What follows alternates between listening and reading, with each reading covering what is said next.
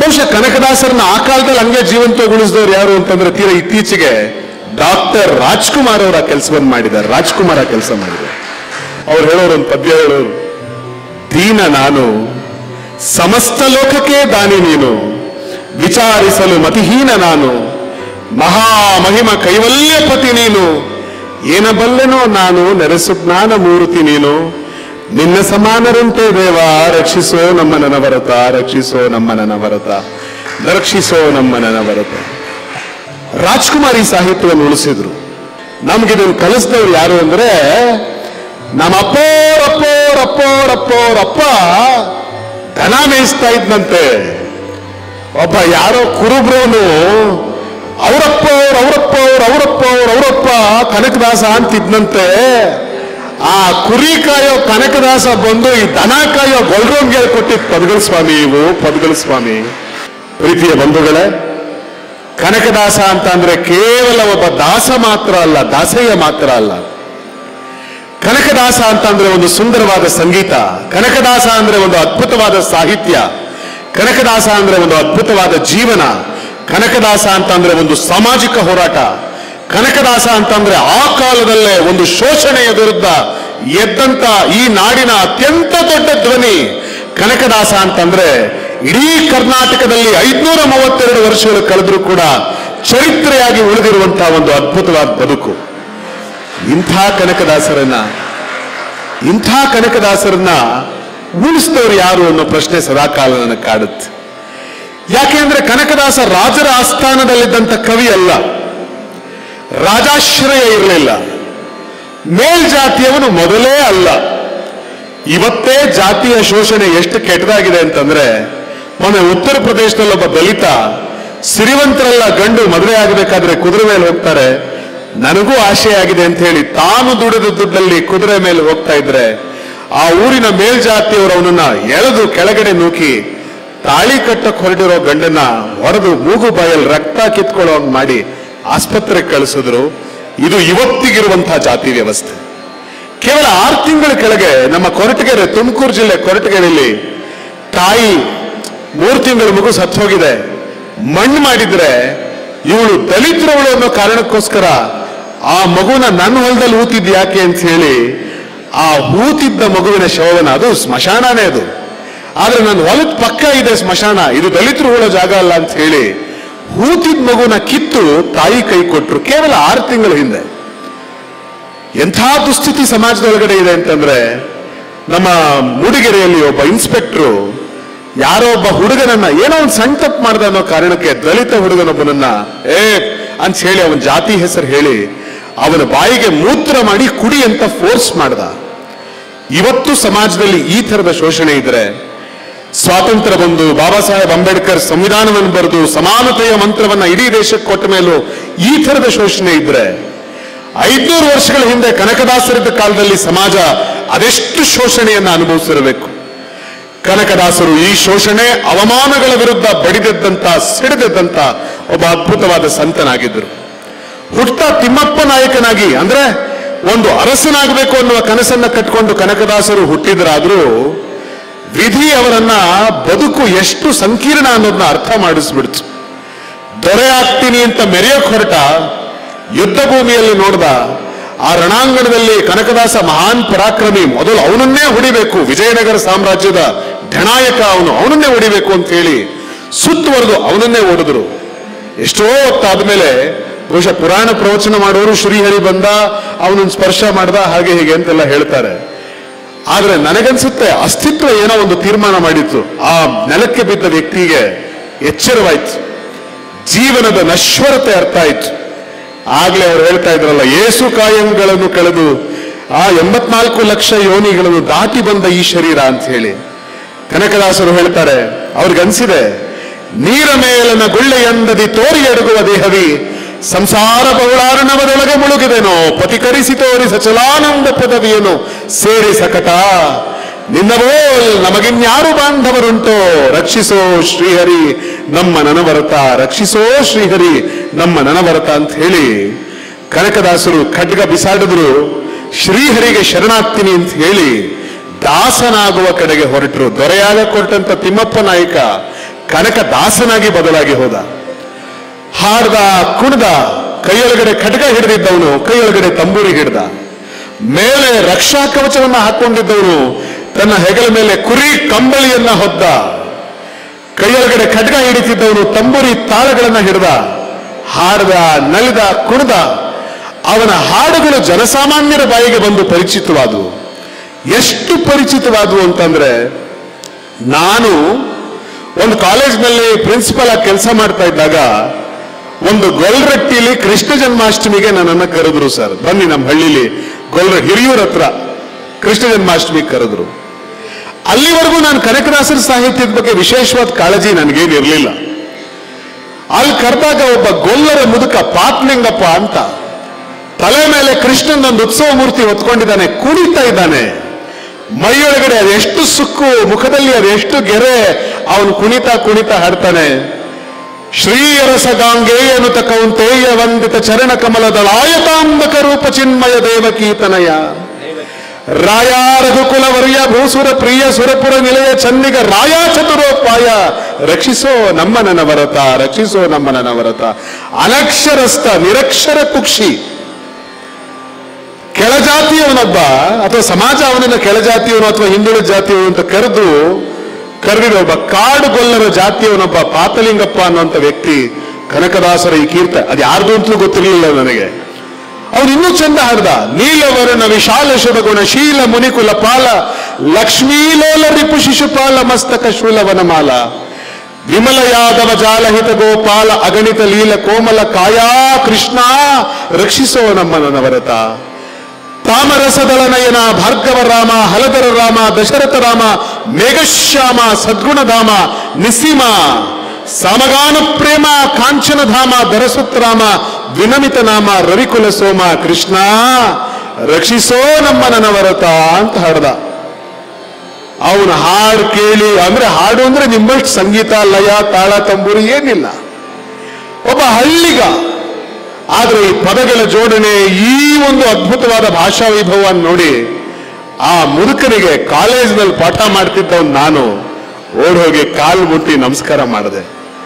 ಅವ್ನು ಹೇಳ್ದ, ಸ್ವಾಮಿ ನನ್ ಮಗ ನಿಮ್ ಶಿಷ್ಯ, ನೀವೇ ನನ್ ಕಾಲು ಮುಟ್ಟೇರಿ ಅಂದ ಅವನು. ಇಲ್ಲ ಅಜ್ಜ, ನಾವು ಕಾಲೇಜಲ್ಲಿ ಕಲ್ತಿದ್ದೀವಿ, ನಿನ್ನಂಗೆ ಪದ ಜೋಡ್ಸಕ್ ಬರ್ತಾ ಇಲ್ಲ, ಇದನ್ನೆಲ್ಲ ನಿನಗೆ ಯಾರು ಹೇಳ್ಕೊಟ್ರು ಅಂದೆ ನಾನು. ಪಾತ್ಲಿಂಗಪ್ಪ ನನ್ಗೆ ಹೇಳಿದ ಮಾತು, ಸ್ವಾಮಿ ಇದನ್ನೆಲ್ಲ ನಮ್ಗ್ಯಾರು ಹೇಳ್ಕೊಟ್ಟಾರ ಸ್ವಾಮಿ, ನಾವು ನಿಮ್ಮಂಗ್ ಶಾಲೆ ಕಾಲೇಜ್ ಕಲ್ತೀವಿ, ನಾವು ದನ ಮೇಯಿಸ್ಕೊಂಡು ಕುರಿ ಮೇಯಿಸ್ಕೊಂಡು ಊರಿಂದ ಊರಿಗೆ ಟ್ರರ್ ಅಂತ ಹೋಗೋ ಜನ, ನಮ್ಗಿದ್ನ್ಯಾರು ಕಲಿಸ್ಲಿಲ್ಲ. ನಮ್ಗಿದನ್ನು ಕಲಿಸಿದವ್ರು ಯಾರು ಅಂದ್ರೆ ನಮ್ಮ ಅಪ್ಪೋರಪ್ಪ ದನ ಮೇಯಿಸ್ತಾ ಇದ್ನಂತೆ. ಒಬ್ಬ ಯಾರೋ ಕುರುಬ್ರವನು ಅವರಪ್ಪ ಕನಕದಾಸ ಅಂತಿದ್ನಂತೆ. ಆ ಕುರಿ ಕಾಯೋ ಕನಕದಾಸ ಬಂದು ಈ ದನ ಕಾಯೋ ಗೊಲ್ರೋನ್ಗೆ ಹೇಳ್ಕೊಟ್ಟಿದ್ ಪದಗಳ ಸ್ವಾಮಿ, ಇವು ಪದಗಳ ಸ್ವಾಮಿ. ಅವನು ಹೇಳ್ಕೊಟ್ಟ, ನಾವು ಕೃಷ್ಣಪ್ಪನ ಮಕ್ಕಳಲ್ವೇ, ವರ್ಷ ಅವನ ಜಯಂತಿ ಮಾಡಕ್ಕೆ ಇದನ್ನ ಆಡ್ಕೊಂಡು ಕುಣಿತೀವಿ ಸ್ವಾಮಿ, ನಮಗಿದೇ ಆನಂದ ಅಂದ. ನನಗೆ ಸತ್ಯ ಗೊತ್ತಾಗಿದ್ದೇನು ಅಂದ್ರೆ 530 ವರ್ಷಗಳ ಕಾಲ ರಾಜಾಶ್ರಯವಿಲ್ಲದೆ, ಯಾವ ರಾಜಾಶ್ರಯವಿಲ್ಲದೆ ಒಬ್ಬ ಸಂಗೀತ ಸಾಹಿತ್ಯ ಒಬ್ಬನ ವಿಚಾರಧಾರೆ ಉಳಿದಿದ್ ಯಾರಿಂದ ಅಂತಂದ್ರೆ ಅವನು ಆಡುವ ನೆಲೆಯುವ ಸಾಮಾನ್ಯ ಜನಗಳ ನಡುವೆ ಹಾಡ್ದ, ಕುಡ್ದ, ತಾನು ಬರೆದದ್ದನ್ನ ಅವರಿಗೆ ಕಲಿಸ್ದ ಕನಕದಾಸನ ಸಾಹಿತ್ಯ. ಹಿಂಗಾಗಿ 530 ವರ್ಷ ಆದ್ರೂ ಉಳ್ಕೊಂಡಿದೆ ಬಂಧುಗಳೇ, 500 ವರ್ಷ ಆದ್ರೂ ಉಳ್ಕೊಂಡಿದೆ ಅವನ ಸಾಹಿತ್ಯ. ಬಹುಶಃ ಅವ್ರ ನಂತರದ್ದು ಇಂಥ ಅನೇಕ ಜನ ಸಂಗೀತಗಾರರು, ಬಹುಶಃ ಕರ್ನಾಟಕದಲ್ಲಿ ನನಗೆ ಗೊತ್ತಿರೋ ಹಾಗೆ ಕನಕದಾಸರ ಸಾಹಿತ್ಯವನ್ನ ತಮ್ಮ ಹಾಡುಗಾರಿಕೆಯ ಮೂಲಕ ಪ್ರಚಾರ ಮಾಡಿಸಿದಂತ ಒಬ್ಬ ಅಗ್ರಗಣಿಗಳಲ್ಲಿ ಯಾರಾದ್ರೂ ಇದ್ರೆ, ಅಗ್ರಗಣ್ಯರು ಅಂತಿದ್ರೆ ಪುತ್ತೂರು ನರಸಿಂಹನಾಯಕರು ಆ ಕೆಲಸವನ್ನು ಮಾಡಿದ್ದಾರೆ. ಕನಕದಾಸರ ಎಲ್ಲ ಸಾಹಿತ್ಯವನ್ನ ಇವರು ಮಾಡಿದ್ದಾರೆ. ಬಹುಶಃ ಕನಕದಾಸರನ್ನ ಆ ಕಾಲದಲ್ಲಿ ಹಂಗೆ ಜೀವಂತಗೊಳಿಸಿದವರು ಯಾರು ಅಂತಂದ್ರೆ ತೀರಾ ಇತ್ತೀಚೆಗೆ ಡಾಕ್ಟರ್ ರಾಜ್ಕುಮಾರ್ ಅವರ ಕೆಲಸವನ್ನು ಮಾಡಿದ್ದಾರೆ. ರಾಜ್ಕುಮಾರ್ ಅವರು ಯಾವುದೇ ಸಭೆಗೆ ನಿಂತರೆ ಕನಕದಾಸರು ಹೇಳಿದ ಆ ಒಂದು ಏನು ಸಾಹಿತ್ಯವನ್ನು ಅನೇಕ ಸಲ ಅವರು ಉದಾಹರಿಸ್ತಿದ್ದಿತ್ತು. ಕನಕದಾಸರು ಹೇಳೋರು ಅಲ್ಲ, ರಾಜ್ಕುಮಾರ್ ಹೇಳೋರು ಡಾಕ್ಟರ್ ರಾಜ್ಕುಮಾರ್ ಅಂತ ಪರಿಚಯ ಮಾಡಿಕೊಟ್ರೆ ಆ ಜನ ನನ್ನನ್ನ ಡಾಕ್ಟರ್ ರಾಜ್ಕುಮಾರ್ ಅಂತಾರೆ ಅಂತ ಹೇಳಿ ಅವ್ರು ಹೇಳೋರು ಒಂದು ಪದ್ಯ ಹೇಳೋರು, ದೀನ ನಾನು ಸಮಸ್ತ ಲೋಕಕ್ಕೆ ದಾನಿ ನೀನು, ವಿಚಾರಿಸಲು ಮತಿಹೀನ ನಾನು, ಮಹಾಮಹಿಮ ಕೈವಲ್ಯಪತಿ ನೀನು, ಏನಬಲ್ಲೆನೋ ನಾನು ನೆರೆಸು ಜ್ಞಾನ ಮೂರ್ತಿ ನೀನು, ನಿನ್ನ ಸಮಾನರಂತೆ ದೇವ ರಕ್ಷಿಸೋ ನಮ್ಮ ನನವರತ, ರಕ್ಷಿಸೋ ನಮ್ಮ ನನವರತ, ರಕ್ಷಿಸೋ ನಮ್ಮ ನನವರತ. ರಾಜ್ಕುಮಾರ್ ಈ ಸಾಹಿತ್ಯವನ್ನು ಉಳಿಸಿದ್ರು. ಬಹುಶಃ ಬಹಳಷ್ಟು ಜನ ಇವತ್ತು ಇವರೆಲ್ಲ ಕುರುಬರೆಲ್ಲ ಸೇರ್ಕೊಂಡು ಸರ್ ವರ್ಷಕ್ಕೊಂದ್ಸರ್ತಿ ಕನಕದಾಸರು ಒಂದು ಫೋಟೋ ಇಟ್ಟು ನಾವು ಕುರುಬರು ಅಂತ ಹಾಡ್ಕೊಂಡು ಕುಣಿತಿರ್ತಾರೆ.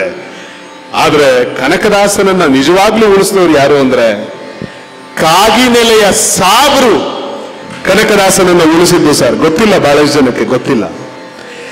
ಬಹಳಷ್ಟು ಜನ ಆ ಕಾಲಕ್ಕೆ ಸಿದ್ದರಾಮಯ್ಯನವರು, ವಿಶ್ವನಾಥ್ ಅವರು, ರೇವಣ್ಣವರು ಇವರೆಲ್ಲ ಒಂದು ಮಠ ಕಟ್ಟಕ್ಕೆ ಹೊರಟರು.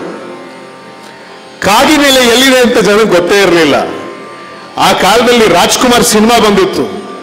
ಒಂದಷ್ಟು ಜನ ನಮ್ಮ ಮೈಸೂರು ಭಾಗದ ಜನ ಹೋಗಿ, ನಂಜನಗೂಡು ಭಾಗದವ್ರು ಹೋಗಿ ಕನಕದಾಸರದೊಂದು ಮೂರ್ತಿ ಮಾಡಿ ಡಾಕ್ಟರ್ ರಾಜ್ಕುಮಾರ್ ಅವ್ರನ್ನ ಕರೆದು ಆ ಕೆರೆ ದಂಡೆಯಲ್ಲಿ ಕನಕದಾಸರು ಇಲ್ಲೇ ಅಂತ ಇದ್ದಿದ್ದು ಅಂತ ಹೇಳಿ ಕನಕದಾಸರದೊಂದು ಮೂರ್ತಿ ಮಾಡಿ ನಿಲ್ಲಿಸಿದ್ರು, ಕಲ್ಲಿಂದ ಒಂದು ಮೂರ್ತಿ.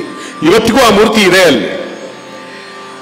ಆಗ ಕನಕದಾಸರು ಅಂತ ಹೇಳಿದಾಗ ಊರಿನಲ್ಲೊಬ್ಬ ಮುಸಲ್ಮಾನ ಬಂದು, ಸಾಹೇಬ್ರೆ ನಮ್ ಖಬರಸ್ಥಾನದಲ್ಲಿಗೆ ಕನಕದಾಸಪ್ಪನ ಸಮಾಧಿ ಐತೆ ಅಂತ ಹೇಳಿದ್ರು.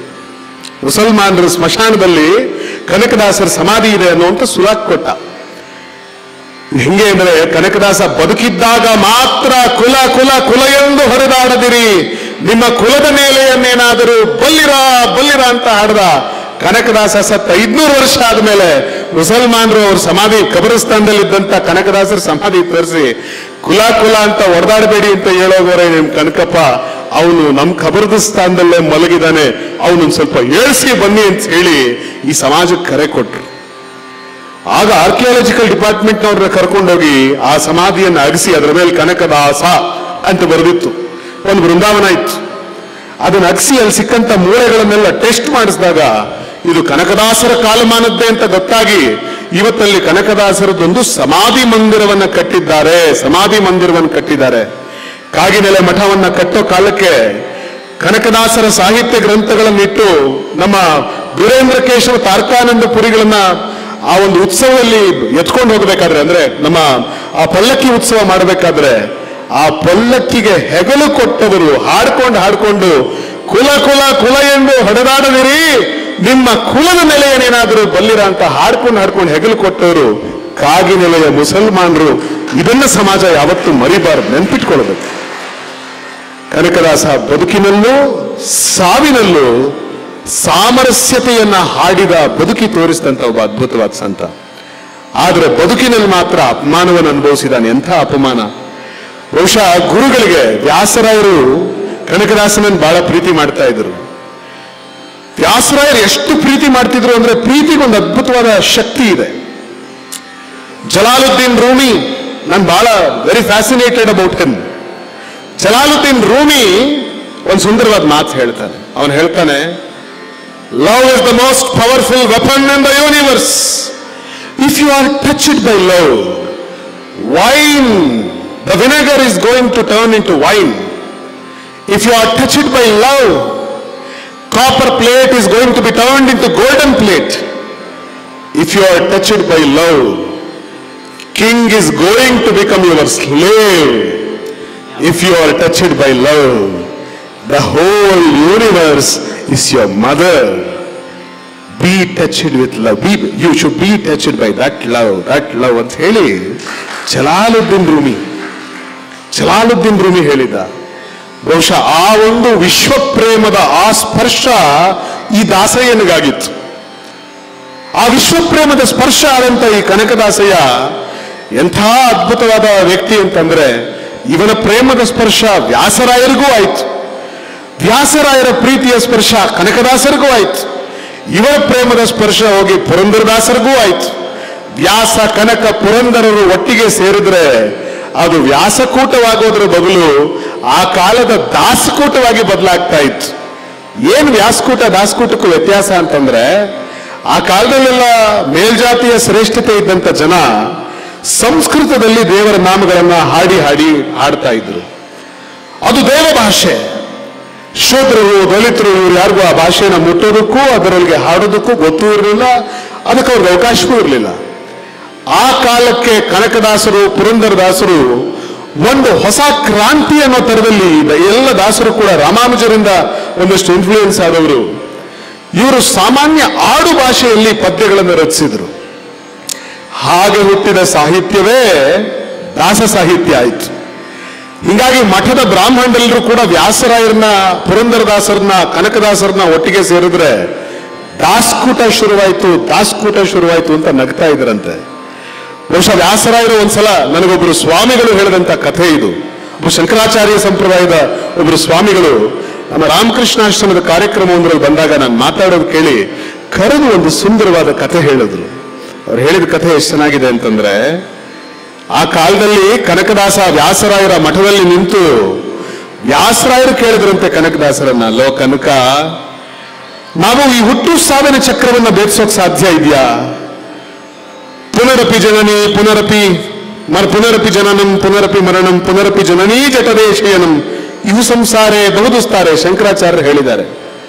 ವ್ಯಾಸರಾಯರ ಪ್ರಶ್ನೆನೂ ಇದೇ ಆಗಿತ್ತು, ನಾವು ಈ ಹುಟ್ಟು ಸಾವನ್ ಪಾರಾಗಕ್ಕೆ ಸಾಧ್ಯ ಇದೆಯಾ? ಆ ಪ್ರಶ್ನೆಗೆ ವ್ಯಾಸರಾಯರ ಪ್ರಶ್ನೆಗೆ ಉತ್ತರ ಕೊಡಬೇಕಿತ್ತು ಕನಕದಾಸ. ಅಲ್ಲಿದ್ದಂಥ ಮೇಲ್ವರ್ಗದವರೆಲ್ಲ ಮೂಗು ಮುರಿತಾರೆ, ಇವನು ಯಾರು, ಇವನು ಇಂಥ ಪ್ರಶ್ನೆಗೆ ಉತ್ತರ ಕೊಡ್ತಾನ ಅಂತ. ಆದ್ರೆ ಎದ್ದು ಉತ್ತರ ಕೊಡಬೇಕು ಅಂತ ದಾಸಯ್ಯ ಎದ್ದು ನಿಂತ್ಕೊಂಡ. ನಮ್ಮ ಸಂಸ್ಕೃತಿ, ನಮ್ಮ ರೈತರು ತಾವು ಬೆಳೆದಿದ್ದನ್ನು ತಂದು ಮಠದ ಮುಂದೆ ಕೊಟ್ಟು ಸ್ವಾಮಿ ಒಪ್ಪಿಸ್ಕೊಳ್ಳಿ ಅಂತಾರೆ. ಅವತ್ತು ಅವರೇಕಾಯಿ ಬೆಳೆದಿದ್ರು, ಒಬ್ಬ ರೈತ ತಗೊಂಡು ಬಂದು ಅವರೇಕಾಯಿ ಚೀಲನ ಮಠದ ಮುಂದೆ ಇಟ್ಟು ಮಠದ ಮುಂದೆ ಸುರಿದು, ಸ್ವಾಮಿ ಅವರೇಕಾಯಿ ಒಪ್ಪಿಸ್ಕೊಳ್ಳಿ ಎಂದ. ಕನಕದಾಸರಲ್ಲಿ ನಿಂತ್ಕೊಂಡೇನು ಹೇಳಿದ್ರು? ಕನಕದಾಸರಿಗೆ ಇವರು ಪ್ರಶ್ನೆ, ನಾವು ವೈಕುಂಠಕ್ಕೆ ಸೇರ್ತೀವೇನೋ, ಹುಟ್ಟು ಸಾವು ಚಕ್ರ ಪಾರಾಗ್ತೀವೇನೋ ಅಂತ ಪ್ರಶ್ನೆ ಕೇಳಿದ್ರು. ಕನಕದಾಸ ತನ್ನ ಜೋಳಿಗೆ ತೋರಿಸಿ, ಸ್ವಾಮಿ ಅವರೇಕಾಯಿ ಬೇಕು ಅಂದ್ರು. ದಾಸಯ್ಯ ಹೇಳ್ತಾ ಇದ್ದಾನೆ, ಕಣಯ್ಯ ಅವರೇಕಾಯಿ ಬೇಕಂತೆ, ದಾಸಯ್ಯ ಹೇಳ್ತಾ ಇದ್ದಾನೆ, ಕೊಡ್ರೋ ಅಂದ್ರು ವ್ಯಾಸರು. ಒಂದು ಹಿಡಿ ಅಥವಾ ಒಂದಿಷ್ಟೋ ತಗೊಂಡಾಗ ಅವರೇಕಾಯಿನ ಕನಕದಾಸರ ಆ ಜೋಳಿಗೆ ಹಾಕಿದ್ರು. ಆಗ ಮತ್ತೆ ಹೇಳೋ ಕನಕ, ಇವಾಗ ಉತ್ತರ ಹೇಳೋ ಅವರೇಕಾಯಿ ಸಿಕ್ತಲ್ಲ, ಮನುಷ್ಯ ಹುಟ್ಟು ಸಾವು ಚಕ್ರದಿಂದ ಪಾರಾಗ್ತಾನ, ಮನುಷ್ಯ ನಾವು ಶ್ರೀಹರಿನ್ ಸೇರ್ತೀವ? ಕನಕದಾಸರು ಉತ್ತರ ಕೊಡಬೇಕಿತ್ತು. ಕನಕದಾಸರು ಜೋಳಿಗೆ ಹಿಡಿದು, ಸ್ವಾಮಿ ಅವರೇ ಕಾಯ್ಬೇಕು ಅಂದ್ರು. ಮಠದಲ್ಲಿದ್ದವ್ರಿಗೆಲ್ರಿಗೂ ಸಿಟ್ಟು ಬರ್ತಿದೆ. ಉತ್ತರ ಹೇಳೋ ಕನಕ, ಇನ್ನೊಂದು ಹಿಡಿ ಅವರೇಕಾಯಿ ಹಾಕಿದ್ರು. ಉತ್ತರ ಹೇಳೋ ಕನಕ, ಹುಟ್ಟು ಸಾವು ಚಕ್ರದಿಂದ ಪಾರಾಗ್ತೀವಾ? ನಾವು ಮುಕ್ತಿಗೆ ಅರ್ಹರಾಗಿದ್ದೀವಾ? ಸ್ವಾಮಿ ಅವರೇ ಕಾಯ್ಬೇಕು ಅಂದ್ರು ಕನಕದಾಸರು. ಹಂಗಂದಾಗ ಮಠದಲ್ಲಿದ್ದವ್ರಿಗೆಲ್ರಿಗೂ ಸಿಟ್ಟು ಬಂದು, ಬೀದಿಲ್ ಭಿಕ್ಷೆ ಬೇಡೋ ದಾಸಯ್ಯನ್ನ ಕರ್ಕೊಂಡು ಬಂದು ಶ್ರೇಷ್ಠರ ಮಠದಲ್ಲಿ ನಿಲ್ಲಿಸಿ ಇಂಥ ಪ್ರಶ್ನೆ ಕೇಳ್ತಿರಲ್ಲ, ಹುಚ್ಚ ಅವನು, ತಳ್ರಿ ಅವನ್ನ ಹೊರಗೆ ಅಂತೇಳಿ ಕುತ್ತಿಗೆ ಕೈ ಹಾಕಿದ್ರಂತೆ. ಆಗ ವ್ಯಾಸರಾಯರಿಗೆ ಸಿಟ್ಟು ಬಂದು ಕೂಗಿದ್ರಂತೆ, ಏ ಮುಚ್ಚಾಳ್ರ, ನಿಲ್ಲಿಸ್ರು. ಕನಕ ಏನೋ ಹೇಳ್ತಾನೆ ಅಂದ್ರೆ ಒಂದು ಮಾತಿನ ಹಿಂದೆ 1000 ಅರ್ಥ ಅಡಗಿರುತ್ತೆ ಕಣೋ, 1000 ಅರ್ಥ ಅಡಗಿರುತ್ತೆ. ಕನಕ, ಈ ಮೂಢರಿಗೆ ಅರ್ಥ ಆಗೋಂಗೆ ಬಿಡಿಸಿ ಹೇಳೋ. ಕನಕದಾಸರಾಗ, ಸ್ವಾಮಿ ನೀವು ಕೇಳಿದ್ರೆ ಮನುಷ್ಯ ಹುಟ್ಟು ಸಾವಿನ ಚಕ್ರದಿಂದ ಪಾರಾಗ್ತಾನ, ವೈಕುಂಠ ಸೇರ್ತಾನ ಅಂತ. ನಮ್ಮಂಥ ನಿಮ್ಮಂಥ ಪಾಮರರು ಅದಕ್ಕೆ ಉತ್ತರ ಕೊಡೋದು ಹೆಂಗೆ ಸ್ವಾಮಿ? ಈ ಹುಟ್ಟು ಸಾವಿನ ಚಕ್ರ ನಮ್ಮಿಂದ ಪಾರಾಗೋದು ಸಾಧ್ಯ ಆಗತ್ತಾ? ನಮ್ಮನ್ನ ಅವರೇ ಕಾಯ್ಬೇಕು ಅಂತ ಹೇಳಿದೆ ಸ್ವಾಮಿ, ನಾನು ಅವರೇ ಕಾಯ್ಬೇಕು ಅಂತ ಹೇಳಿದೆ ಅಂದ್ರು ಕನಕದಾಸ. ಅವರೇ ಕಾಯ್ಬೇಕು. ನೀವೆಲ್ಲ ಇವರೇನ್ ತಿಳ್ಕೊಂಡ್ರು, ಅವರೇ ಕಾಯಿ ಕೇಳ್ತಾವನೆ ಅಂದ್ಕೊಂಡ್ರು. ಪಾಪ ಅವ್ರು ಹೇಳಿದ್ದೇನು ಅಂತಂದ್ರೆ ಅವರೇ ಕಾಯ್ಬೇಕು ಅಂತ ಅವ್ರು ಹೇಳಿದ್ರು. ಆದ್ರೆ ಸತ್ಯ ಸಂಗತಿ ಏನು ಅಂತಂದ್ರೆ, ಯಾವುದೋ ಒಂದು ಅಗೋಚರವಾದ ಶಕ್ತಿ ನಮ್ಮನ್ನ ಕಾಯ್ತಾ ಇದೆ. ಆ ಶಕ್ತಿಗೆ ನಾನು ದಾಸನಾದಾಗ ಮಾತ್ರ, ಬಹುಶಃ ಅವರು ಹಾಡಿದ ಮಾತು ಎಷ್ಟು ಚಂದ ಇದೆ ಹಾಡು. ದಾಸನಾಗು ವಿಶೇಷನಾಗು ಅಂತ ಅವ್ರು ಹಾಡಬೇಕಾದ್ರೆ, ನಾನು ದಾಸನಾಗಿ ವಿಶೇಷನಾಗಿದ್ದಕ್ಕೆ ಮಾತ್ರ ಕನಕದಾಸನ ಬಾಯಲ್ಲಿ ಇಂಥ ಅದ್ಭುತವಾದ ಮಾತು ಬರೋದಕ್ಕೆ ಸಾಧ್ಯ ಆಯಿತು. ಪ್ರೀತಿಯ ಬಂಧುಗಳೇ, ಬಹುಶಃ ನನಗನ್ಸುತ್ತೆ ಕನಕದಾಸರು ಈ ಥರದ ಮಾರ್ಮಿಕವಾದ ಮಾತನ್ನು ಆಡ್ತಾ ಇದ್ರು. ಏನೋ ಕನಕ, ನಾನು ವೈಕುಂಠಕ್ಕೆ ಹೋಗ್ತೀನೇನೋ ಅಂತ ವ್ಯಾಸರಾಯರು ಕೇಳಿದ್ರೆ, ಪುರಂದರದಾಸರನ್ನು ಕೇಳಿದ್ರಂತೆ, ತಲೆ ತಗ್ಗಿಸಿ ಕೂತ್ರಂತೆ. ಇನ್ಯಾರೋ ದಾಸರನ್ನು ಕೇಳ್ತಾರೆ, ತಲೆ ತಗ್ಗಿಸಿ ಕೂರ್ತಾರೆ. ಇನ್ಯಾರೋ ದಾಸರನ್ನು ಕೇಳ್ತಾರೆ, ತಲೆ ತಗ್ಗಿಸಿ ಕೂರ್ತಾರೆ. ಕಡೆಗೆ ಈ ದಾಸರು ಯಾರೂ ಕೂಡ ನಾನು ವೈಕುಂಠಕ್ಕೆ ಹೋಗ್ತೀನಿ ಅಂತ ಹೇಳ್ತಿಲ್ಲ. ಕಡೆಗೆ ಕನಕದಾಸರನ್ನು ಕೇಳಿದ್ರಂತ, ಏನೋ ಕನಕ ನಾನು ಹೋಗ್ತೀನೇನೋ ವೈಕುಂಠಕ್ಕೆ. ಆಗ ಕನಕದಾಸನ ಮಾರ್ಮಿಕವಾದ ಉತ್ತರ ಹೆಂಗಿದೆ ಅಂದ್ರೆ, ಸ್ವಾಮಿ ನಾನು ಹೋದ್ರೆ ಹೋದೇನು ಸ್ವಾಮಿ ಅಂದ್ರು ಕನಕದಾಸರು. ನಾನು ಹೋದ್ರೆ ಹೋದೇನು ಸ್ವಾಮಿ ಅಂದ್ರು. ಹಾಗಂದಿದ ತಕ್ಷಣ ಮಠದಲ್ಲಿದ್ದವ್ರಿಗೆಲ್ಲ ಸಿಟ್ಟು ಬಂತು. ಎಲ್ಲ ಬಡ್ಡಿಕೆ ಬಹುಶಃ ಈ ಪದ ಬಳಸಿರ್ಲಿಕ್ಕಿಲ್ವ ಅಥವಾ ಇನ್ನೂ ಕೆಟ್ಟ ಪದಗಳು ಬಳಸಿರ್ಬೋದು, ಹೇಳಕ್ಕಾಗಲ್ಲ. ಅಲ್ಲ, ನಾವ್ ಯಾರು ಹೋಗಲ್ಲ ಅಂತ ತಲೆ ತೆಗಿಸ್ತಾ ಇದ್ದೀವಿ. ಇವನ್ ನೋಡಿದ್ರೆ ಗುರುಗಳು ನಾನು ಹೋಗ್ತೀನಿ ಅಂತ ಗುರುಗಳು ಕೇಳಿದ್ರೆ ನಾನು ಹೋಗ್ತೀನಿ ಅಂತ ಇವನಂತಾನಲ್ಲ ಅಂತ ಹೇಳಿ ಅವನನ್ನು ಧಿಕ್ಕರಿಸಕ್ ಹೋದ್ರೆ ವ್ಯಾಸರಾಯರು ಇರೋ ಕನಕ ಏನ್ ಹೇಳ್ತಾನೆ ಕೇಳೋ ಅಂದ್ರೆ ಕನಕದಾಸರು ಹೇಳ್ತಾರೆ, ಸ್ವಾಮಿ ನಾನು ನಾನು ನಾನು ಅನ್ನೋ ಅಹಂಕಾರ ಎಲ್ಲಿವರೆಗೂ ಇರುತ್ತೋ ವೈಕುಂಠದ ಬಾಗಿಲು ಬಹಳ ಚಿಕ್ಕದು ಸ್ವಾಮಿ, ಅಹಂಕಾರ ಬಹಳ ದೊಡ್ಡದು. ಆ ಬಾಗಿಲಲ್ಲಿ ನಾವು ಇಳಿಸೋದಕ್ಕೆ ಸಾಧ್ಯ ಇಲ್ಲ.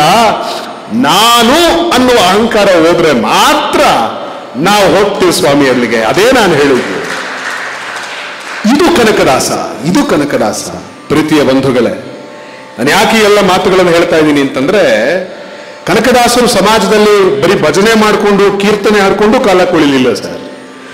ನಮ್ಮನ್ನ ತಿದ್ದುವ ಪ್ರಯತ್ನವನ್ನು ಮಾಡಿದ್ರು. ಆ ಕಾಲದಲ್ಲಿ ಈ ಕಾಲದಲ್ಲೇ ನಾವು ನೋಡಿದೀವಿ, ದಿನ ಬೆಳಗ್ಗೆ ಟಿವಿ ಹಾಕಿದ್ರೆ ನಿನಗೆ ಆಗ್ರಹ, ಈ ಪೀಡೆ, ಇವು ಮತ್ತೊಂದು ಎಲ್ಲ ಹೇಳ್ತಿರ್ತಾರೆ. ಆದ್ರೆ ಕನಕದಾಸರು ಹಿಂಗಿದ್ರ? ಕನಕದಾಸರು ಇದಕ್ಕೆ ವಿರುದ್ಧವಾಗಿದ್ರು. ಜ್ಞಾನ ಭಕ್ತಿ ವೈರಾಗ್ಯಗಳ ಮೂರ್ತಿಯಾಗಿದ್ದಂತ ಕನಕದಾಸ ಪರಮ ವಿಚಾರವಂತನೂ ಆಗಿದ್ದ, ಮೌಢ್ಯತೆಯನ್ನು ಧಿಕ್ಕರಿಸೋನಾಗಿದ್ದ.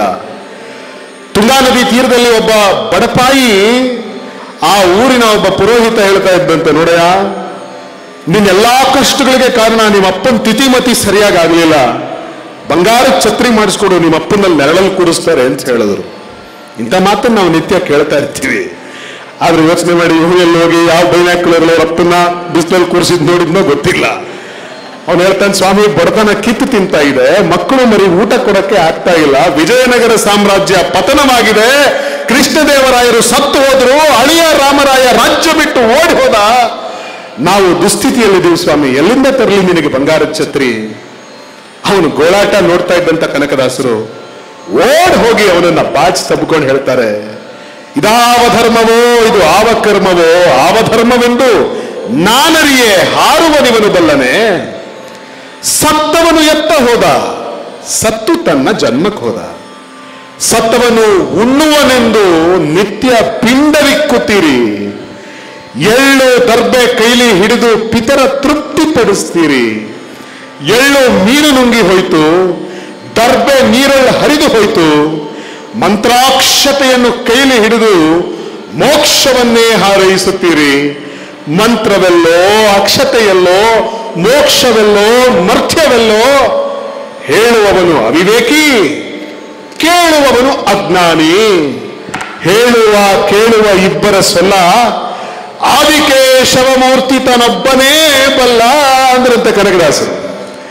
ಎಂಥ ಅದ್ಭುತವಾದ ಹಾಡನ್ನು ರಚಿಸಿಬಿಟ್ರು ಅಂದ್ರೆ, ಕನಕದಾಸರ ಎಲ್ಲ ಹಾಡುಗಳು ಹುಟ್ಟುಕೊಂಡಂತ ರೀತಿ ಇದೇನೆ. ಕನಕದಾಸರು ಎಲ್ಲಾ ಹಾಡುಗಳನ್ನು ಕೂಡ ಇದೇ ಥರದಲ್ಲಿ ಹಾಡ್ತಾ ಇದ್ರು, ಇದೇ ರೀತಿಯಲ್ಲಿ ಅವರು ಹುಟ್ಕೊಳ್ತಾ ಇತ್ತು, ಅವರಿಂದ ಸಾಹಿತ್ಯ ಹುಟ್ಕೊಳ್ತಾ ಇತ್ತು. ಬಹುಶಃ ನಿಮ್ ಸಮಯ ಜಾಸ್ತಿ ತಗೊಂಡಿಲ್ಲ ಅನ್ಸುತ್ತೆ ಸರ್. ಇನ್ನೊಂದು 2 ಘಟನೆಗಳನ್ನು ಹೇಳಿ ನಾನು ಮಾತು ಮುಗಿಸ್ಬಿಡ್ತೀನಿ. ನೀವು ಎಷ್ಟು ಮಾತಾಡಿ ಏನು ಅಡ್ಡಿಲ್ಲ. ನೀವು ನನ್ನ ಜೊತೆ ಅಲ್ಲಿ ವಿವರಣೆ ಕೊಡ್ತಾ ಇದ್ರೆ ಇದೆಯಲ್ಲ ಸರ್, ನಾನು ಹಾಡ್ಲಿಕ್ಕೆ ಆಗ್ತಿರ್ಲಿಲ್ಲ. ವಿವರಣೆ ಕೇಳ್ತಾ ಕೇಳ್ತಾ ಕೇಳ್ತಾ ಕೇಳ್ತಾ ನನಗೆ ಎಷ್ಟು ಕಡಿಮೆ ಗೊತ್ತಿದ್ದೆ ಹಾಡುಗಳ ಬಗ್ಗೆ ಅಂತ ನನ್ಗೆ ಗೊತ್ತಾಯ್ತು. ಪುತ್ತೂರು ನರಸಿಂಹ ನಾಯಕರು ಅಂತಂದ್ರೆ ನಿಮ್ಮ, ನಾನು ಯಾಕೆ ಅಲ್ಲಿ ಬಂದು ವಿವರಣೆ ಕೊಡ್ಲಿಲ್ಲ ಗೊತ್ತಾ? ನಿಮ್ಮ ಹಾಡು ಕೇಳ್ತಾ ಕೇಳ್ತಾ ಕೇಳ್ತಾ ನಿಮ್ ಪಕ್ಕ ಕೂತ್ಕೊಳ್ಳಕ್ ನನ್ ಬಹಳ ಚಿಕ್ಕವನು ಅನ್ಸು, ಅದಕ್ಕಾಗಿ ನಾನು ಬರ್ಲಿಲ್ಲ ಅಲ್ಲಿ. ಹೀಗೆ ಪರಸ್ಪರ ಬಾಗುವಿಕೆಯೇ ಕನಕದಾಸ ನಮಗೆ ಕಲಿಸಿದಂತ ದಾಸತ್ವ. ಪರಸ್ಪರ ಬಾಗಬೇಕು, ಬೀಗಿ ಗೆದ್ದವನಿಲ್ಲ, ಬಾಗಿ ಗೆದ್ದವರುಂಟು. ಹೀಗಾಗಿ ಕನಕದಾಸರು ಬಾಗೋದನ್ನ ಕಲಿಸ್ಕೊಟ್ಟಿದ್ದಾರೆ ನಮಗೆ. ಕನಕದಾಸರು ಒಂದ್ಸಲ ಇದೆಲ್ಲ ಅವರ ಬದುಕಿನಲ್ಲಿ, ಅವರ ಬದುಕಿನ ಪ್ರಸಂಗಗಳನ್ನ ವಿವರಿಸಬೇಕಾದ್ರೆ ಹಲವಾರು ಕಡೆಗಳಲ್ಲಿ ದಾಖಲೆ ಆಗಿರುವಂತ ಘಟನೆ. ಪ್ರೀತಿಯ ಬಂಧುಗಳೇ, ಕನಕದಾಸರು ಯಾವುದೋ ಒಂದೂರಿಗೆ ಸೀಮಿತವಾಗಿ, ಬರೀ ನಾವು ಉಡುಪಿಗೆ ಹೋದ್ರು ಕನಕದಾಸರು ಗುಡಿಯೊಳಗಡೆ ಬಿಡಲಿಲ್ಲ, ಕಟ್ಟಾಕಿ ಬಡಿದ್ರು, ಆಗ ಕನಕದಾಸರು ಹಾಡಿದ್ರು. ಹಾಡಿದಾಗ ದೇವಾಲಯದ ಗೋಡೆ ನೆಲಕ್ಕೆ ಬಿತ್ತು, ಕೃಷ್ಣ ತಿರುಗ್ದ, ಎಲ್ಲ ಕಥೆಗಳನ್ನು ನಾವು ಕೇಳಿದ್ದೀವಿ. ಇದು ಇಂಥ ಇನ್ನೂ ಅನೇಕ ಸಂಗತಿಗಳು ಕೂಡ ಕನಕದಾಸರ ಬಗ್ಗೆ, ಅವರ ಬದುಕು ಮತ್ತು ಪವಾಡಗಳ ಬಗ್ಗೆ ಇದೆ. ಕನಕದಾಸರೊಮ್ಮೆ ತಿರುಪತಿಗೆ ಹೋದ್ರಂತೆ. ತಿರುಪತಿಗೆ ಹೋದ್ರೆ ಆ ತಿರುಪತಿಯ ರಥೋತ್ಸವವನ್ನು ಎಳೆಯೋದಕ್ಕೋಸ್ಕರ ಸಾವಿರಾರು ಲಕ್ಷಾಂತರ ಜನ ಸಾಲು ಕಟ್ಟಿ ನಿಂತಿರ್ತಾರೆ. ಆ ತಿರುಪತಿ ರಥವನ್ನು ಎಲ್ಲರೂ ಎಳಿತಾರೆ. ಗೋವಿಂದ, ಅಚ್ಯುತ, ಕೇಶವ, ಶ್ರೀನಿವಾಸ ಅಂತ ಕುಕ್ಕೊಂಡು ಎಲ್ಲ ಎಳಿತಾರೆ ಆ ರಥವನ್ನ. ಕನಕದಾಸ ಹೋಗಿ ರಥ ಎಳೆಯೋಕ್ ನೋಡಿದ್ರೆ ಆ ರಥದ ಹಗ್ಗಕ್ಕೆ ಕೈ ಹಾಕಿದ್ರೆ ಇವನು ಯಾರೋ ಶೂದ್ರ ಅಂತ ಹೇಳಿ ಆ ಕಂಬಳಿ ಅನ್ಶೇವ್ಡ್ ಫೇಸ್ ವಿತ್ ಬಿಯರ್ಡ್ ಅವರನ್ನು ಹಿಡಿದ್ರು, ಒಂದ್ಸಲ ಬಡಿದ್ರು, ದೂರಕ್ಕೆ ತಳ್ಳಿದ್ರು. ಅದಾದ್ಮೇಲೆ ಲಕ್ಷಾಂತರ ಜನ ರಥವನ್ನು ಎಳೆದ್ರಂತೆ. ಎಷ್ಟು ಎಳೆದ್ರು ಕೂಡ ಆ ರಥ ಒಂದಿಂಚೂ ಕದಲಲಿಲ್ವಂತೆ. ವಿಜಯನಗರದ ಸಾಮಂತ ಅರಸರೆಲ್ಲ ಬಂದು ರಥ ಎಳಿತಾ ಇದ್ದಾರೆ. ಮಹಾನ್ ಪರಾಕ್ರಮಿಗಳೆಲ್ಲ ಇದ್ದಾರೆ ಅಲ್ಲಿ. ರಥ ಮುಂದಕ್ಕೆ ಹೋಗ್ತಿಲ್ಲ. ಕಡೆಗೆ ಸೈನಿಕರೆಲ್ಲ ಬಂದು ರಥ ಎಳೆಯೋಕೆ ಶುರು ಮಾಡಿದಂತೆ ಭಕ್ತರು ಜೊತೆ. ರಥ ಮುಂದಕ್ಕೆ ಹೋಗ್ತಿಲ್ಲ. ಚಕ್ರಕ್ಕೆ ಏನಾದ್ರೂ ಸಿಕ್ಕೊಂಡಿದೆಯಾ? ಏನೂ ಸಿಕ್ಕೊಂಡಿಲ್ಲ. ಆಗ ಆ ಗರ್ಭಗುಡಿಯಲ್ಲಿ ಅಂದ್ರೆ ಆ ರಥದೊಳಗಡೆ ಕೂತ್ಕೊಂಡು ಆ ದೇವರ ಸೇವೆ ಮಾಡ್ತಾ ಇದ್ದಂತ ಪುರೋಹಿತನ ಒಂದು ಅಶರೀರವಾಣಿ ಕೇಳಿಸ್ತಂತೆ. ನನ್ನ ಆತ್ಮೀಯನೊಬ್ಬನಿಗೆ, ನನ್ನ ಭಕ್ತನೊಬ್ಬನಿಗೆ ಅಪಚಾರ ಆಗಿದೆ, ಅವನನ್ನು ಸನ್ಮಾನಿಸಿ ನಾನು ಮುಂದೆ ಬರ್ತೀನಿ ಅಂತ. ತಕ್ಷಣನೇ ಅವನು ಓಡ್ ಬಂದು, ಯಾರು ದೇವರ ಭಕ್ತ ಯಾರು, ಅವನು ರಥ ಮುಟ್ಟಕ್ ಬಿಟ್ಟಿಲ್ಲ ಯಾರು. ಕಡೆಗೆ ದೂರದಲ್ಲಿ ನಿಂತು ಕಣ್ಣೀರಿಡ್ತಾ ಹಾಡ್ತಾ ಇದ್ದಂತ ಈ ದಾಸಯ್ಯನೇ ಅವನನ್ನೇ ಎಲ್ಲ ಹೊಡೆದು ಆಚೆಗೆ ನುಕ್ಕಿದ್ವಿ ಅಂದಾಗ, ಕರ್ಕೊಂಡು ಬಂದ್ರಯ್ಯ ಅವನ್ನ ಅಂತ ಹೇಳಿ ಕನಕದಾಸರನ್ನು ಕರ್ಕೊಂಡು ಬಂದ್, ಸ್ವಾಮಿ ಈ ರಥನ ನೀವೇ ಎಳಿಬೇಕು ಅಂತ ಕೇಳಿದ್ರಂತೆ. ಹಂಗ್ ಕೇಳಿದ್ರೆ ಕನಕದಾಸರ ರಥವನ್ನು ಎಳಿಬೇಕಲ್ಲ. ಕನಕದಾಸರು ಹೇಳಿದ್ರು, ಸ್ವಾಮಿ ನಾನು ಕೆಳಜಾತಿಯವನು, ಕುರಿ ಕಾಯೋರ ಮನೇಲಿ ಹುಟ್ಟಿದವನು ನಾನು. ನೀವು ಮುಟ್ಟಿದ ರಥನ, ನೀವು ಮುಟ್ಟಿರೋ ಹಗ್ಗನ ನಾನು ಮುಟ್ಟೋದಾದ್ರೆ ನೀವೆಲ್ಲ ಅಪವಿತ್ರರಾಗ್ತೀರಾ ಅನ್ನೋದಾದ್ರೆ, ನಾನು ಹಿಡ್ಕೊಂಡ್ರೋ ಹಗ್ಗನ ನೀವು ಹಿಡ್ಕೊಂಡ್ರೆ ನನ್ನ ಕರೆಂಟ್ ಪಾಸ್ ಆಗ್ತಿರುತ್ತಲ್ಲ, ಶೂದ್ರನ್ ಕರೆಂಟು, ನಿಮಗೆಲ್ಲ ಕೂಡ ಅಪವಿತ್ರ ಆಗ್ಬಿಡ್ತೀರಿ, ಶಾಕ್ ಕುಡಿಯುತ್ತೆ, ಬಿಟ್ಬಿಡಿ ಇದನ್ನ ಅಂದ್ರಂತ ಕನಕದಾಸರು. ಹಂಗನ್ನಂತ ಕನಕದಾಸರು ಆ ರಥ ಆ ಹಗ್ಗವನ್ನ ಸಾವಿರಾರು ಜನ ಎಳೆದ್ರು ಮುಂದೆ ಬರದೇ ಇದ್ದಂತ ಆ ರಥದ ಹಗ್ಗವನ್ನ ತನ್ನ ಸ್ವಂಟಕ್ಕೊಬ್ಬನೇ ಸುತ್ತಕೊಂಡು ಆ ಮನುಷ್ಯ ಗೋವಿಂದ, ಅಚ್ಯುತ, ಕೇಶವ, ಮಾಧವ, ಶ್ರೀನಿವಾಸ ಬಾರೋ ನನ್ನ ಜೊತೆಗೆ ಅಂತ ಕರೆದ್ನಂತೆ. ಕರೆದ್ರೆ ಹೂವಿನ ಪಲ್ಲಕ್ಕಿ ಬಂದಂತೆ ಇಡೀ ರಥ ಮುಂದೆ ಹೋಗೋಕ್ ಶುರುವಾಯ್ತು. ನೋಡ್ತಾ ಇದ್ದಂತ ಜನ ಕಣ್ಣೀರಿನಲ್ಲಿ ಇಂಥವನನ್ನ ಅವನ ಜಾತಿ ಹೆಸರಲ್ಲಿ ಅಪಮಾನ ಮಾಡಿಬಿಟ್ವಲ್ಲ ಅಂತ ಹೇಳಿ ಪಶ್ಚಾತ್ತಾಪದ ಬೇಗುದಿಯಲ್ಲಿ ಬೇಯ್ತಾ ಇದ್ರಂತೆ. ತಿರುಪತಿಯ ಆ ಬೃಹತ್ ರಥ ಕನಕದಾಸನ ಹಿಂದೆ ನಡ್ಕೊಂಡು ಹೋಗ್ತಾ ಇತ್ತು ಅಂತ ಹೇಳಿ ದಾಖಲೆ ಮಾಡಿದ್ದಾರೆ. ತಿರುಪತಿ ಚರಿತ್ರೆ ಅಂತ ಹೇಳಿ ಒಂದು ಪುಸ್ತಕ ಇದೆ, ಅದರೊಳಗಿದ್ನೆಲ್ಲ ದಾಖಲೆ ಮಾಡಿದ್ದಾರೆ. ತಿರುಪತಿ ಒಂದು ಚರಿತ್ರೆಯೋ ಅಥವಾ ಪುರಾಣವೋ ಕಥೆಯೋ ಗೊತ್ತಿಲ್ಲ, ಆದ್ರೆ ಇದೆಲ್ಲ ಆ ಥರದ ಒಂದು ದಾಖಲೆಗಳಾಗಿದ್ದಾವೆ. ಅಲ್ಲೇ ಮತ್ತೊಂದು ಪ್ರಸಂಗ ದಾಖಲೆ ಆಗುತ್ತೆ. ಕನಕದಾಸರಿಗೆ, ಹಾವೇರಿಯಲ್ಲಿದ್ದಂಥ ಕನಕದಾಸರಿಗೆ ಒಂದು ಪ್ರೇರಣೆ ಆಗುತ್ತೆ. ಬಾರೋ ಕನಕ, ಕನಸಿನಲ್ಲಿ ಇನ್ವಿಟೇಷನ್, ದೇವರಿಗೂ ಇನ್ವಿಟೇಷನ್ ಏನು ಅಂದ್ರೆ, mister so and so Kanakadasa, my dearest, I am going to marry so and so Padmavati and Lakshmi, please come to my marriage ಅಂತ ಹೇಳಿ ಕನಸಿನಲ್ಲಿ ಬಂದು ತಿರುಪತಿ ತಿಮ್ಮಪ್ಪ ಇನ್ವಿಟೇಷನ್ ಕೊಡ್ತಾನೆ. ಆ ಇನ್ವಿಟೇಷನ್ ಆಕ್ಸೆಪ್ಟೆಡ್ ಅನ್ಕೊಂಡಂತ ಕನಕದಾಸರು ಎಲ್ಲಿಯ ಹಾವೇರಿ, ಎಲ್ಲಿಯ ತಿರುಪತಿ ಕಾಲ್ನಡಿಗೆಯಲ್ಲಿ ನಡ್ಕೊಂಡು ಹೊರಡ್ತಾರೆ. ಹಾಡ್ಕೊಂಡು ಕುಡ್ಕೊಂಡು, ಕೇರಿಗಳು ಅನ್ನೋ ಹಂಗಿಲ್ಲ, ಹಳ್ಳಿಗಳು ಅನ್ನೋಂಗಿಲ್ಲ, ಇವನಿಗೆ ಯಾವುದು ಭೇದ ಭಾವ ಇಲ್ಲ. ಎಲ್ಲರ ಹತ್ರ ಭಿಕ್ಷೆ ಬೇರ್ಕೊಂಡು ತಿನ್ಕೊಂಡು ಹೋಗ್ತಾನೆ. ಹೋಗಿ ತಿರುಪತಿ ಮುಟ್ಟಿದ್ರೆ ರಾತ್ರಿ ಕೊರೆಗಾಲದ ಚಳಿ. ಆ ಚಳಿಯಲ್ಲಿ ನಡಕ್ತಾ ಇದ್ದಂತ ಕನಕದಾಸನಿಗೆ ಒಂದು ಆಘಾತ ಕಾದಿರುತ್ತೆ. ಅನ್ನಛತ್ರಕ್ಕೆ ಹೋದ್ರೆ ನಿನಗೆ ಪ್ರವೇಶ ಇಲ್ಲ ಅಂತಾರೆ. ಅವನಿಗೆ ಪ್ರವೇಶ ಇಲ್ಲ ಪಾಪ. ಸ್ವಾಮಿ ಅನ್ನನಾದ್ರೂ ಕೊಡಿ ಅಂದ್ರೆ, ನಿನಗಿದ್ದು ದೇವರ ಪ್ರಸಾದ ಕೊಡಕ್ಕಾಗಲ್ಲ ಅಂತಾರೆ. ಚಳಿ ನಡಕ್ತಾ ಇದ್ದಾನೆ, ಏನ್ ಮಾಡೋದು ದಿಕ್ ತೋಚದೆ ದೇವರಿಗೆ ನಿಂದಾಸ್ತುತಿ, ಬಹುಶಃ ನೀವೇ ಅದನ್ನ ಹಾಡಬಲ್ರಿ ಅಂತ ಕಾಣುತ್ತೆ. ಅದೊಂದು ಹಾಡಿದೆ, ಜಿಪುರ ಶೆಟ್ಟಿ ಅಂತ ಹೇಳಿ ದೇವರನ್ನ ಬೈತಾ ಒಂದು ಹಾಡು ಹಾಡ್ತಾ ಕೂತ್ಕೊಳ್ತಾನೆ. ಬೇಲೂರಿನ ಕೇಶವದಾಸರು ಈ ಪ್ರಸಂಗವನ್ನ ಉಲ್ಲೇಖಿಸಿದ್ದಾರೆ ಅವ್ರ ಪುಸ್ತಕದಲ್ಲಿ. ಆ ಹಾಡನ್ನ ಹಾಡ್ತಾ ಹಾಡ್ತಾ ದೇವರನ್ನ ಅವನು ಬಾಯಿಗೆ ಬಂದಂಗೆ ಬೈತಾ ಇರಬೇಕಾದ್ರೆ ಇದ್ದಕ್ಕಿದ್ದಾಗೆ ಒಬ್ಬ ಮುದುಕ ಓಡೋಡ್ ಬಂದು, ಲೋ ಕನಕ, ಯಾಕೋ ಅವನನ್ನು ಹಿಂಗೆಲ್ಲ ಬೈತ್ಯಾ, ಹಾಗೆಲ್ಲ ಬೈಬೇಡ ಕಣೋ ಅಂತ ಹೇಳಿ, ನಿನಗೇನ್ ಬೇಕು, ತಿನ್ನಕ್ ಬೇಕು ತಾನೆ, ನಾನ್ ತರ್ತೀನಿ ಅಂತ ಹೋದ್ನಂತೆ. ಒಂದ್ ಸ್ವಲ್ಪ ಹೊತ್ತಲ್ಲೇ ನೋಡ್ತಾರೆ, ಬಂಗಾರದ ಪಾತ್ರೆಯಲ್ಲಿ ದೇವರ ಮುಂದೆ ನೈವೇದ್ಯಕ್ಕೆ ಇಟ್ಟಿದ್ದಂತ ತಿರುಪತಿಯ ಲಾಡು ತಗೊಂಡು ಬಂದು ಇವನು ಮುಂದೆ ಇಟ್ಟಿದ್ದಾನೆ. ತಿರುಪತಿ ಲಾಡು ಉಂಡೆಗಟ್ಟಿ ಆ ಮುದುಕ ಅವನಿಗೆ ಕೊಡೋದು ಇವನು ಗಬಗಬ ತಿನ್ನೋದು. ಈ ಕನಕದಾಸ ತಿಂದು ತಿಂದು ಸ್ವಾಮಿ ಸಾಕಾಯ್ತು ಅಂತ ತೇಗಿದ ಮೇಲೆ ಕನಕದಾಸರು ಮಲಕ್ಕೊಳ್ಬೇಕಲ್ಲ, ಮಲಗೋಕ್ ವ್ಯವಸ್ಥೆ ಏನಾದ್ರೂ ಉಂಟೆ ಅಂತ ನೋಡ್ತಿರ್ತಾರೆ, ಚಳಿ ನಡಕ್ತಿರ್ತಾರೆ. ಯೋಚನೆ ಮಾಡ್ಬೇಡ, ಹಾಸಕ್ ನಾನು ಕೊಡ್ತೀನಿ, ಹೊದ್ಯಕ್ಕೆ ನಿನ್ನ ಹತ್ರನೇ ಇದೆಯಲ್ಲ ಅಂತ ಹೇಳಿ, ಕಂಬಳಿ ಇತ್ತಲ್ಲ ಅವನ ಹತ್ರ, ಕಡೆ ಇರು ತರ್ತೀನಿ ಅಂತ ಹೇಳಿ ಪೀತಾಂಬರದ ವಸ್ತ್ರ ದೇವರ ಮೇಲೆ ಹೊಚ್ಚಿದ್ದು, ತಿರುಪತಿ ತಿಮ್ಮಪ್ಪನ ಮೇಲಿದ್ದ ವಸ್ತ್ರ ತಂದು ನೆಲಕ್ಕೆ ಹಾಸಿದ್ರಂತೆ. ಆ ಹಾಸಿನ ಮೇಲೆ ಕನಕ ತಲೆ ಇಟ್ಟು ಮಲಗಿದ್ರೆ ಆ ಕಂಬಳಿನ ಹೊತ್ತಿಸಿ ಆ ಮುದುಕ ಇವನಿಗೊಂದಷ್ಟು ಸೇವೆ ಮಾಡಿ ಕಣ್ಮರೆಯಾದ. ಬೆಳಗ್ಗೆ ಎದ್ದು ಸುಪ್ರಭಾತ್ ಸೇವೆಗೆ ದೇವಸ್ಥಾನದ ಮಹಂತ, ದೇವಸ್ಥಾನದ ಪುರೋಹಿತ ಬಾಗಿಲು ತೆಗಿತಾನೆ. ತಿರುಪತಿ ದೇವಸ್ಥಾನದಲ್ಲಿ ಕಳತನ ಆಗಿದೆ, ದೇವರ ಮೈ ಮೇಲೆ ಪೀತಾಂಬರದ ವಸ್ತ್ರ ಇಲ್ಲ, ದೇವರ ಮುಂದೆ ಇದ್ದಂತ ಬಂಗಾರದ ಪಾತ್ರೆ ಇಲ್ಲ, ತಿರುಪತಿ ಲಾಡು ಇದ್ದ ಪಾತ್ರೆ ಇಲ್ಲ ಅಂತ ಹೇಳಿ, ನೈವೇದ್ಯದ ಪಾತ್ರೆಗಳಿಲ್ಲ ಅಂತ ಹೇಳಿ ಇಡೀ ತಿರುಪತಿಯ ತುಂಬಾ ಕಳ್ಳ ಬಂದಿದ್ದಾನೆ ಅಂತ ಗುಲ್ಲೆಬ್ಸುತ್ತಾರೆ. ಕಡೆಗೆ ಹುಡುಕಿ ಅಂದಾಗ ಯಾರೋ ಹೇಳ್ತಾರೆ, ಸ್ವಾಮಿ ಅಲ್ಲೊಬ್ಬ ದೇವರ ಪೀತಾಂಬರ ವಸ್ತ್ರ ಅವನು ಮಲಗಿದ್ದಾನೆ, ಬಂಗಾರದ ಪಾತ್ರೆ ಅವನ ಪಕ್ಕನೇ ಇದೆ. ಕಡೆಗೆ ಅವನನ್ನ ಹೋಗಿ ನೋಡಿದಂತ ಮಹಂತರು, ಇವನು ಯಾರೋ ಒಬ್ಬ ಕೆಳಜಾತಿಯ ಕಳ್ಳ ಗರ್ಭಗುಡಿಗೆ ನುಗ್ಗಿ ನನ್ನ ದೇವರನ್ನ ಅಪವಿತ್ರ ಮಾಡಿಬಿಟ್ಟಿದ್ದಾನೆ, ಕಟ್ಟ ಕೊಡಿರೋ ಅವನ್ನ ಅಂತ ಹೇಳಿ ಈ ಅಮಾಯಕ ಕಳ್ಳತನ ಮಾಡದೇ ಇದ್ದಂತ ನಿಷ್ಪಾಪಿ ವ್ಯಕ್ತಿ ಇವನನ್ನ ನಿಲ್ಲಿಸಿ ಕಂಬಕ್ಕೆ ಕಟ್ಟ ಹಾಕಿಸ್ತಾರೆ. ಎಷ್ಟು ಅಪಮಾನ ಸಹಿಸಿರ್ಬೋದು, 530 ವರ್ಷಗಳ ಹಿಂದೆ ಎಂಥ ಅಪಮಾನ ಸಹಿಸಿರ್ಬೋದು ಸರ್. ಕಂಬಕ್ಕೆ ಕಟ್ಟ ಹಾಕ್ತಾರೆ. ಹಾದಿ ಬೀದಿಯಲ್ಲಿ ಹೋಗೋ ಜನರಿಗೆಲ್ಲರೂ ಕೂಡ ಕೈಯೊಳಗಡೆ ಕಲ್ ತಗೊಂಡು ಬಿಸಾಡಿ ಅವನಿಗೆ ಅಂತ ಹೇಳ್ತಾರೆ. ರಸ್ತೆಯಲ್ಲಿ ಹೋಗೋ ಜನ ಕಲ್ ತಗೊಂಡು ರಾಪ್ ರಾಪ್ ಅಂತ ಹೇಳಿ ಇವನು ಮುಖಕ್ಕೆ ಮೈಗೆ ಕಲ್ಲು ಬಿಸಾಡ್ತಾ ಇದ್ರೆ ಇವನದೇ ಮತ್ತೆ ಶ್ರೀಯರಸಗಾಂಗೇಯ ನುತ ಕೌಂತೆಯ ವಂದಿತ ಚರಣ ಕಮಲದ ಲಾಯತಾಂಬಕ ರೂಪ ಚಿನ್ಮಯ ಅಂದ್ಕೊಂಡು ಬಹುಶಃ ದೇವರ ನಾಮ ಸ್ತುತಿ ಮಾಡ್ತಿದ್ದ. ಬಹುಶಃ ಅದನ್ನ ನೀವು ಚೆನ್ನಾಗಿ ಹೇಳ್ತೀರಿ, ನಾನು ಹೇಳಕ್ಕಾಗಲ್ಲ. ಈ ದೇವರ ನಾಮ ಹಾಡ್ತಾ ಹಾಡ್ತಾ ಇವನು ಹಾಡ್ತಾ ಇದ್ರೆ, ಕಣ್ಣೀರ್ ಗರಿತಾ ಇದ್ರೆ, ಗರ್ಭಗುಡಿಲಿ ದೇವರ ಮೈ ಮೇಲೆ ಹಾಲು ಹಾಕೊಂಡು ನೋಡ್ತಾನೆ. ಹಾಲು ಹಾಕಿದ್ರೆ ರಕ್ತವಾಗಿ ಚೆಲ್ಲುತ್ತಂತೆ. ಹಣೆ ಮುರಿದಿದೆ, ಮೂಗು ಮುರಿದಿದೆ, ಕಣ್ಣು ಮುರಿದಿದೆ, ಎಲ್ಲ ಕಡೆ ರಕ್ತ ಸುರಿತಾ ಇದೆ. ಆಗ ಮಹಂತನಿಗೆ ಅರ್ಥ ಆಯ್ತು, ಭಕ್ತನಿಗೆ ಕಲ್ಲು ಬಿಸಾಡಿದ್ರೆ ಏಟಾಗ್ತಾ ಇರೋದು ಮಾತ್ರ ಭಗವಂತನಿಗೆ. ಅವನ್ ಪಾಪ ನಿಷ್ಪಾಪಿ, ಅವನನ್ನು ಕಟ್ಟಾಕ್ ಹೊಡಿತಾ ಇದ್ದೀವಿ, ಆದ್ರೆ ಅವನಿಗೆ ಹೊಡೆದ ಪ್ರತಿ ಏಟನ್ನು ಇವನು ತಿಂತಾ ಇದ್ದಾನೆ ಅಂತ ಹೇಳಿ ಗೊತ್ತಾದ ಪುರೋಹಿತ ಓಡ್ ಬಂದು, ಸ್ವಾಮಿ ನಿಲ್ಸಿ ನಿಲ್ಸಿ ಅಂತ ಹೇಳಿ ಅವನ ಮೇಲ್ ಬಿದ್ದಿದ್ದ ಕಲ್ಲಿನ ರಾಶಿಗಳನ್ನ ಸರಿಸ್ತಾ ಹೋಗಿ ಅವನ ಕಾಲನ್ನ ಬಾಚಿ ತಬ್ಕೊಳ್ತಾನೆ. ದಾಸರೇ ನಮ್ದು ತಪ್ಪಾಯ್ತು ದಾಸರೇ, ದಯವಿಟ್ಟು ಬನ್ನಿ ಅಂತ ಹೇಳಿ ಹಗ್ಗ ಬಿಚ್ಚಿ ತಿರುಪತಿ ಕರ್ಕೊಂಡು ಹೋಗ್ತಾರೆ. ತಿರುಪತಿಯ ಗರ್ಭಗುಡಿಯೊಳಗಡೆ ಕನಕದಾಸರನ್ನ ಬಿಟ್ಟು ಬಾಗಿಲನ್ನ ಹಾಕಿ ಏಕಾಂತ ಸೇವೆಗಾಗಿ ಕನಕದಾಸರಿಗೆ ಅವಕಾಶ ಮಾಡಿಕೊಡ್ತಾರೆ. ರಾಜ ಮಹಾರಾಜರಿಗೆ ಈ ಭಾಗ್ಯ ಇರಲಿಲ್ಲ, ಮಹಾನ್ ಗುರುಗಳು ಎಷ್ಟೋ ಜನರು ಹೋದ್ರೆ ಈ ಭಾಗ್ಯ ಇರಲಿಲ್ಲ.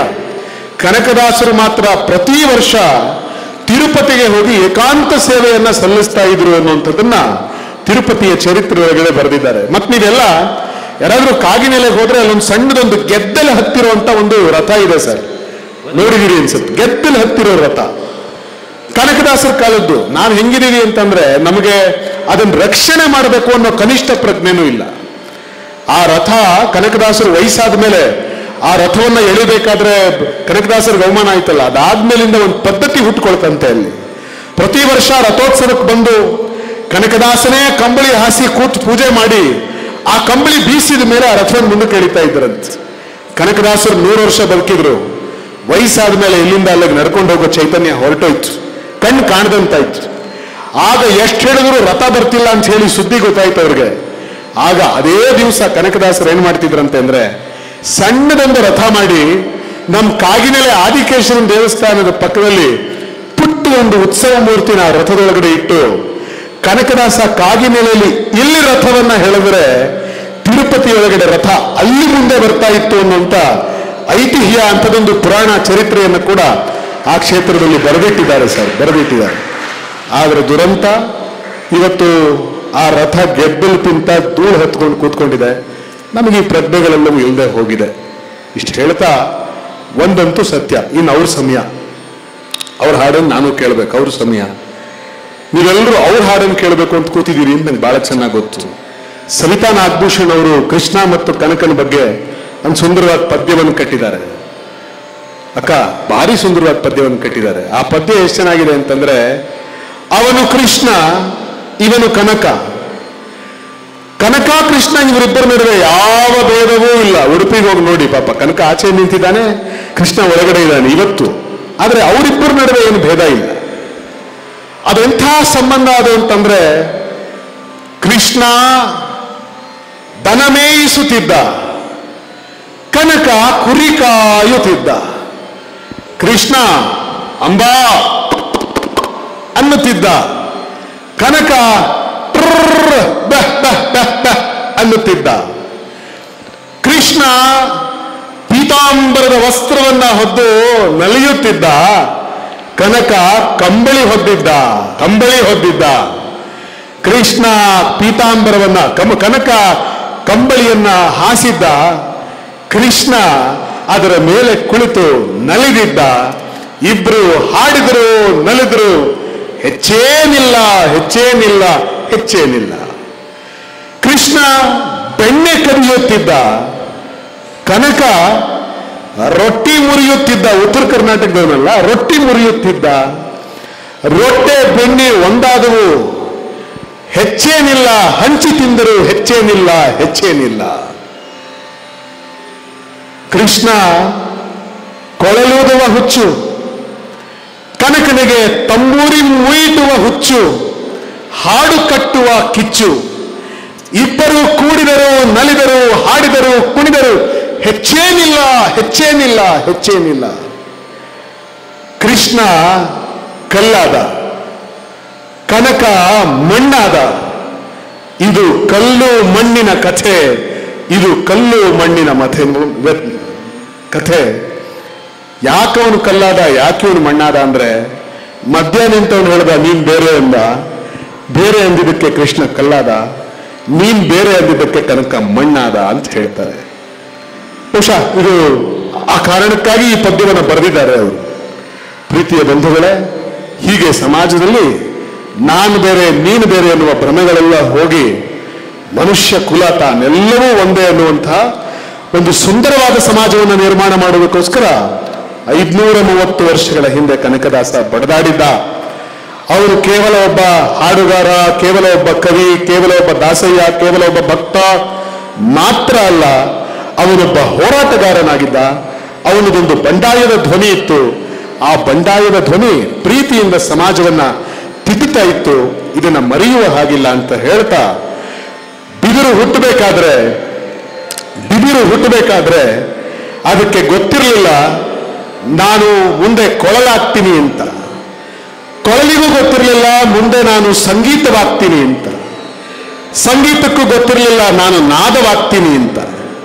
ನಾದಕ್ಕೂ ಗೊತ್ತಿರಲಿಲ್ಲ ನಾನು ಆನಂದವಾಗ್ತೀನಿ ಅಂತ. ಆನಂದಕ್ಕೂ ಗೊತ್ತಿರಲಿಲ್ಲ ನಾನು ಅನಂತವಾಗ್ತೀನಿ ಅಂತ. ಆದ್ರೆ ಅನಂತಕ್ಕೆ ಮಾತ್ರ ಗೊತ್ತಿತ್ತು ನಾನು ಬಿದಿರು ಆಗ್ತೀನಿ, ಕೊಳಲು ಆಗ್ತೀನಿ, ನಾದವೂ ಆಗ್ತೀನಿ, ಸಂಗೀತವೂ ಆಗ್ತೀನಿ, ಆನಂದವೂ ಆಗ್ತೀನಿ, ಅನಂತವೂ ಆಗ್ತೀನಿ ಅಂತ. ಆ ಅನಂತಕ್ಕೆ ಮಾತ್ರ ಗೊತ್ತಿತ್ತು. ಆ ಅನಂತ ನಮ್ಮನ್ನ ಕಾಪಾಡಲಿ, ನಿಮ್ಮನ್ನ ಕಾಪಾಡಲಿ, ನಮ್ಮೆಲ್ಲರನ್ನೂ ಕೂಡ ಉತ್ತಮರನ್ನಾಗಿಸ್ಲಿ ಅಂತ ಹೇಳ್ತಾ ಈ ಅವಕಾಶ ಮಾಡಿಕೊಟ್ಟಂತ ನಿಮ್ಮೆಲ್ಲರಿಗೂ ನನ್ನ ನಮಸ್ಕಾರವನ್ನು ಹೇಳ್ತೀನಿ.